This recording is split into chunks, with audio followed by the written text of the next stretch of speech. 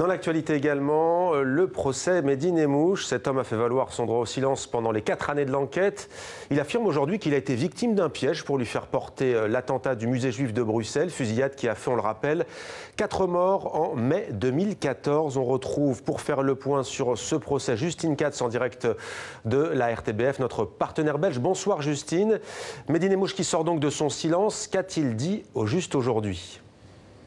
Eh bien, très peu de choses. 15 secondes, c'est le temps qu'a duré sa déclaration ce matin, sa dernière occasion de parler aux jurés de son procès d'assises qui dure depuis déjà 2 mois. J'ai été piégé, a-t-il dit en substance, et mes avocats vous ont expliqué les raisons pour lesquelles je me tais depuis si longtemps. Alors, quel est ce piège ? Eh bien, ces avocats, tout au long du procès, ont développé une théorie complotiste. Mehdi Nemmouche aurait en fait été un agent recruté par un service libano-iranien, un service qui serait, selon eux, le véritable auteur de l'attentat, un service qui aurait ensuite piégé Mehdi Nemmouche en collant son ADN sur les armes et sur les vêtements du tueur. Alors pour les parties civiles, c'est un scénario digne d'Hollywood qui ne repose sur aucune preuve. Elles n'y croient absolument pas. D'ailleurs, les avocats n'ont livré quasiment aucun détail sur ce piège par peur, disent-ils, de représailles. Et ce serait ça, les raisons du silence de Mehdi Nemmouche qui dure depuis 5 ans. Pourtant, vous le savez, les faits qui lui sont reprochés sont graves. 4 assassinats à caractère terroriste,